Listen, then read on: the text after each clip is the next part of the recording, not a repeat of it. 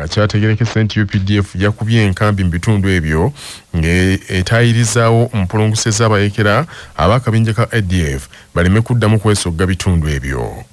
Amyuka omwogezi w'amagye ga UPDF Major Bilal Katamba mu kwogerako ne Kyabasa agambye nti omugenzi Kano David Byaruhanga bwe yabadde ateekateeka emmundu ey'ekikompolo ekika kya RPG yakwatiddwa bubi obuganga ne bumwokya kwe kumuddusa mu ddwaliro Nakasero gye yafiiridde.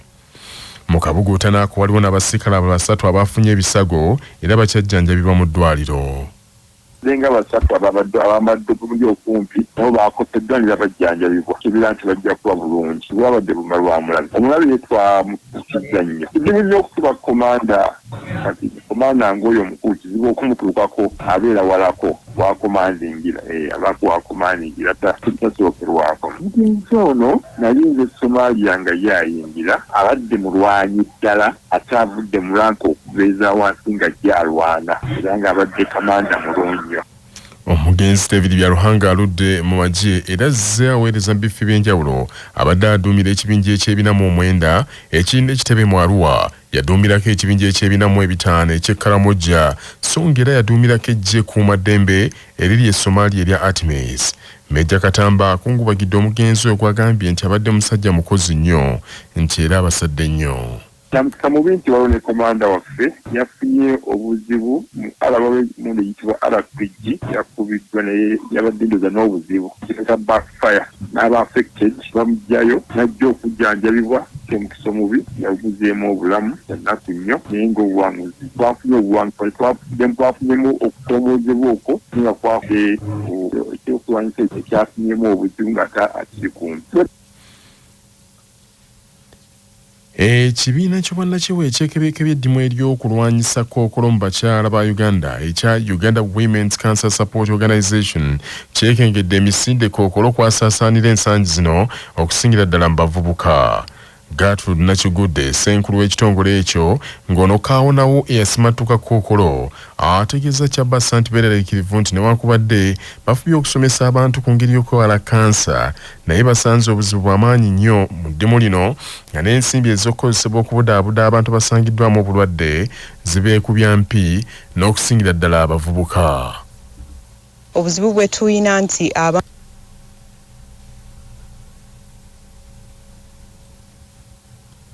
kosebwa ku obwongo tannyo abalwadde ba kansa. Omuntu bw'abanga talina ssuubi ne byandikoze bimuwe ssuubi tabikola. Abantu tebalina ssuubi n'abantu be abamujjanjaba tebaleeta ssente bw'abanyi nti bateekayo ssente omulwadde waabwe ajjanjabwe tagenda kuwona ate nga kyo tekifiiriddwako nnyo mu buzijanjaba ya kansa. Empowerment tugikola nga tubayigiriza okulunda enkoko, embizi, embuzi, enkoko enganda naye twagala nnyo omuntu alunda ekintu kyasobola. Eddwaliro ekkulu erijjanjaba kkookolo lya Uganda Cancer Institute ligamba nti ku buli bannayuganda omutwalo ogumu bosinkana abantu 300 baba balina obulwadde bwa kkookolo era nga kkookolo omumwa gwa Nabaana yakyasinze okutigomya bannayuganda. Ab'ekibiina kya Uganda Women's Cancer Support Organization babadde bakka mu ggombolola y'Emmende mu disitulikiti y'e Wakiso mu nsisinkano n'abakyala abaasimatuka ekirwadde ekyo. Bakaawo nabo bakkookolo beekokodde nnyo obulwaliro bu clinics obugabira abalwadde eddagala nga tebasoose kubakebera bulungi era nkino y'omu ku nnaba yennyini avuddeko obulwadde okweyongera okwegiriisa no ate ne bagattako n'okukozesa ebiragalalagala.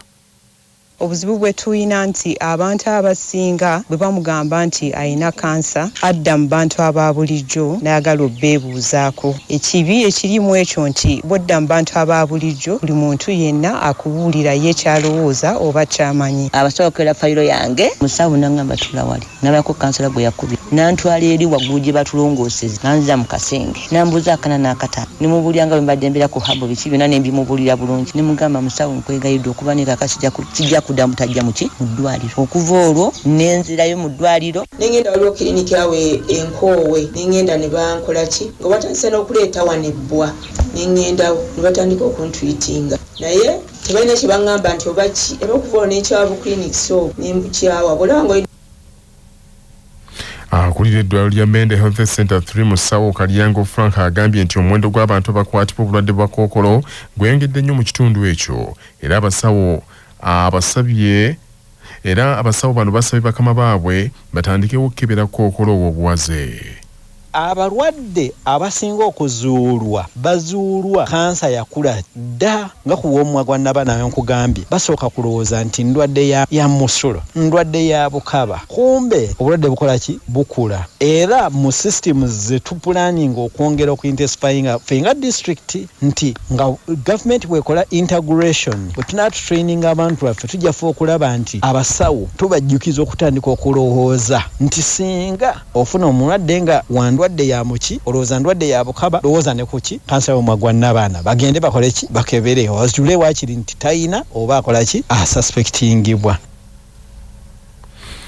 Minisitule by'amazzi saako kampuni ensogozi y'omwenge ya Uganda Breweries Limited n'ekitongole ekya Aid Environment bassa omukago ne bassa omukono ku ndagaano etumiddwa Elgon Pamoja Partnership ng'endagala neyeerumbiriddwamu okukolera awamu okuyamba n'okutaasa ebitundu ebitaaguddwa ennyo ebitundu by'emasaaba ebitaaguddwa ennyo mu butonde bw'ensi. Projekiti eno ya Elgon Pamoja Partnership yakutambuza mu district okuli Buko, Kweni, Bulambuli ne Kapchorwa nga mu kyabakugu bakutendeka abalimi b'omuwemba ennima ey'omulembe etakosa butonde bwansi n'okubayamba ku nkola ey'ofukirira ebirime.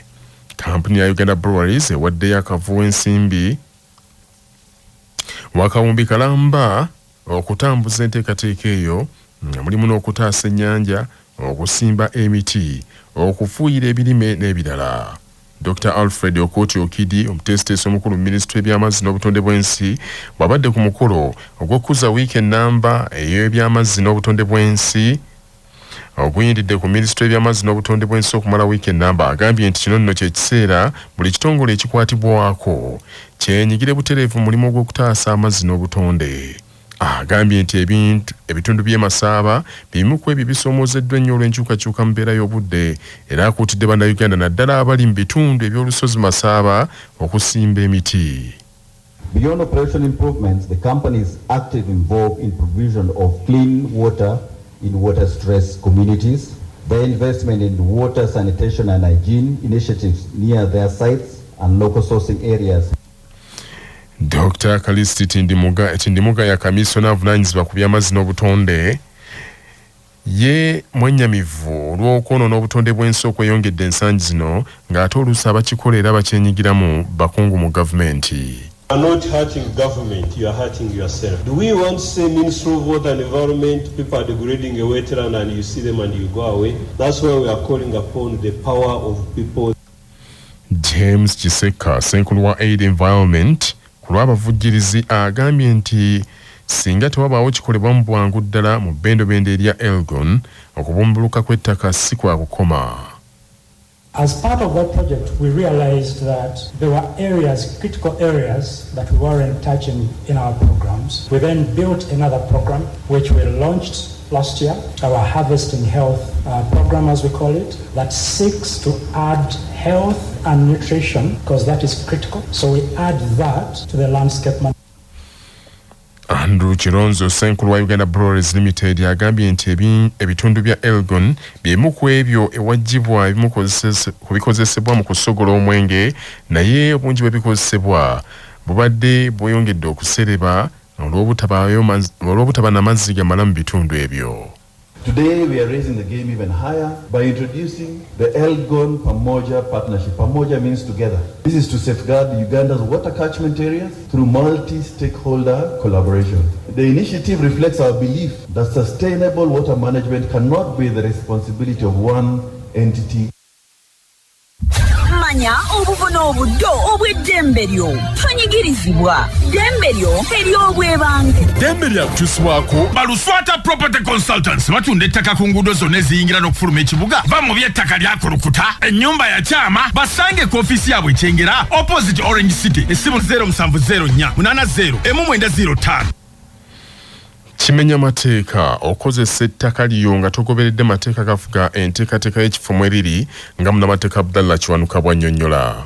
Nti wano baateekateeka kuteekawo makolero, wano baateekateeka kuteekawo masomero ono bateekateeka kuteekawo mayumba gasulwamu gwate n'overi n'oteekawo ekkolero kimenya mateeka okumala gateekateeka n'okwata abantu balina okubeera amayumba agasulwamu gwe n'oteekawo factory era omuntu oyo yenna abeera atandise okukozesa ettaka lye ng'amenya amateeka oba nga tagoberedde enteekateeka ya bibuga basobola okumutwala mu kkooti ne bamuvunaana ekkolero bw'abanga walitadde si we watuufu ne liggalwa oba ennyumba wabanga agitadde mu makolero n'emenyebwawo ne bamulagira akolerewo ekirina okukolebwawo ekituufu. Bannakibiina kya NUP mu bitundu eby'Ebusoga bawanyagidde abalimu b'emyoyo n'obwakya bazinga bwa Busoga bavumirira ebikolwa eby'okuwamba bannaabwe n'okubatiisatiisa n'okubatulugunya ebyeyongedde ensangi zino. Akulira abakyala mu kibiina kya NUP Busoga Sara Lwasansula asinzidde mu lukuŋŋaana lwa bannamawulire lwatuuzizza n'ategeeza nti abalimu b'emyoyo basirise bekyekkerere ate ng'ebigenda mu maaso si birungi n'akamu. Fena tuli mukutya olw'okuba nti endowooza daife kidigemagana na gavumenti endowooza daibwe dindi fena dindi ate beena abo mu article 29 baatuwa freedom zeedo mu constitution aye ate freedom d'abantu nadona bonna badiniinirire ezira atebenkerire baba tusaba ba bishops tusaba abakulembeze mwena ab'amadiini mwena mwongere kw'iroboozi. Akulira abavubuka mu NUP mu bitundu ebyo mu Kuve Sadaati ajjukiza abavubuka okwetoola eggwanga abeettanira enkyukakyuka nti beegatte ku kibiina ekyo nga beeteekerateekera okulonda kwabwe okubindabinda n'obuwanguzi mu kalulu akajja ka 2026. Ebyo nga bikyali bityo abavubuka n'abatuuze abalala ku kyalo Kikonda mu ggombolola ya Kalunguluro mu disitulikiti y'e Kalungu bavudde mu mbeera ne beegugunga olw'omugaggo mu kitundu ekyo okutwala ekisaawe kye baludde nga bazanyiramu emipiira n'emizannyo emirala. Abatuuze okuva mu mbeera kiddiridde omukyala ayitibwa Nakulima Rubina amanyiddwa ennyo nga Nalongo Payini okusenda ekisaawe kino n'asimbamu ebinnya atandika okulima wakati mu biwulirwa nti n'ekisaawe kino abadde nnyini ttaka eryo omukadde Nakayiza Keeti yakimuguza. Abatuuze bagamba nti ekisaawe kino kimazeewo emyaka egisukka mu 10 ng'ekyalo kikyeyambisa era beeweze nti tebagenda kukkiriza kukisaanyaawo. Tusaba abakulembeze bonna bajje beegatteko ku miti emito okuba nga bagitwalako ekisaawe gyakyo wegizannyira kati tigirina wegigenda kuzannyira kitegeeza nti ffenga ero si Kikonda abaana baffe abavubuka tebagenda kubaako we baddamu kuzannyira.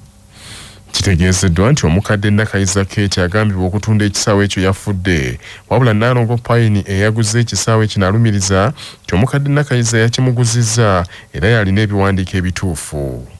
Yakuba ettaka awo wonna n'amala n'abawa chansi n'abagamba mujje mwegule tewali yalinnyayo kati mukadde n'aŋŋamba nga bonni nanye wano wonna gulawo era nzeewo eka 6 waliwo n'okukkeeyo wansi so kati bwe bajjira mu gaasi tugende mu kkooti tugenda mu mateeka ebyokwogera baleete ebiboogerako nti waabwe nange ndeete ebinjogerako si muzzukulu yeyanguzizza mukyala bamuyita Nakayiza afudde n'okufa bamuziika nkya naye ebyo nga biri bityo disitulikiti y'e Sembabule yanjudde embalira yaayo ey'omulundi ogusookedde ddala y'omwaka gw'ebyensimbi omujja 2025-2026 nga ya buwumbi 45 esukkulumyewo katono ku y'omwaka oguwedde yali y'obuwumbi 41 n'obukadde 7. Mu lukiiko olutuuziddwa ku kitebe kya disitulikiti y'e Sembabule lwakubiziddwa Haji Elias Kasozi amyuka ssente wa disitulikiti eyo omuwanika wa disitulikiti Judy Kiganda Segayi mweyanjulidde abakiise embalirira eyo n'agamba nti ensimbi kumpi ebitundu 95 ku buli 100 za kugibwa mu gavumenti ya wakati. Segayi bw'ati agambye nti essira balitadde nnyo ku bintu abantu bye beetaaga naddala okutumbula ebyenjigiriza okubalimira enguudo okuzimba amalwaliro n'okuteekamu ebyetaagisa enteekateeka ya parish development model n'ebirala. Sente zino ezisinga zigenda kuva mu central government nga biliyoni 41 naye essira tugenda diteeka education abaana secondary ne primary kulima enguudo amalwaliro parish development model. Ssente wa disitulikiti yo Patrick Nkaluba akubiriza abakiise okubaganya ebirowoozo ku mbalirira eyo nga tebeerowoozaako yadde okwefaako bokka na bokka naye batunudde ebitundu byabwe. Oluvannyuma embalirira eyo eweerezeddwa mu bukiiko era abakiise bategeezezza nti omwezi guno we gunaggweerako nga eyisiddwa nga minisitule bw'ekyagala. amawulire g'ebyemizannyo mu mawulire gaffe agakya basafama gakutuusibwako Sedika Real Estate abatunda n'okugula ettaka ku nguudo ez'enjawulo mu Uganda yonna basangibwa ku Galuleba Building ewakiso essimu noti 7 noti 2 339 377 nga bali wamu ne Light High School esseguku Katale abeegulidde erinnya mu kuyisiza waggulu abaana mu arts ne sciences lyadde ne boarding eri abawala n'abalenzi. Okuvuganya kweyongedde era ebbugumu ly'amaanyi mu kibinja G omuli Uganda Cranes mu mpaka za FIFA World Cup qualifiers oluvannyuma lwa Somalia okugwa amaliri ne Guinea nga mpawa alengedde katimba ka munne. Kakano mu kibinja G buli ttiimu yakazanya emipiira 5. Algeria yekyakulembedde ekibinja ekyo n'obubonero 12 n'enjawulo ya ggoolo 6 ate Mozambique eri mu kyakubiri n'enjawulo ya ggoolo 3. Guinea kaakano ewezezza obubonero 7 mu kifo ekyokusatu. Botswana yakuna n'obubonero 6 n'ebbanja lya ggoolo 1 ate Uganda eri mu kyakutaano nayo n'obubonero 6 n'ebbanja lya ggoolo 2 ate nga Somalia yekoobedde n'akabonero kamu kokka. Emipiira mu kibinja kino gigenda kuddamu okuzannyibwa ku Lwokubiri olujja nga 25 era Uganda Cranes yakutunka ne Guinea mu kisaawe Nambola ate nga Botswana yakuzanya ne Somalia. Ku Lwokusatu ng'ennaku z'omwezi 26 Algeria yakwambalagana ne Mozambique. Empaka ez'akamalirizo za FIFA World Cup zigenda kubeera mu America nga igenda kwegattibwako Canada ne Mexico mu kuziteekateeka omwaka ogujja.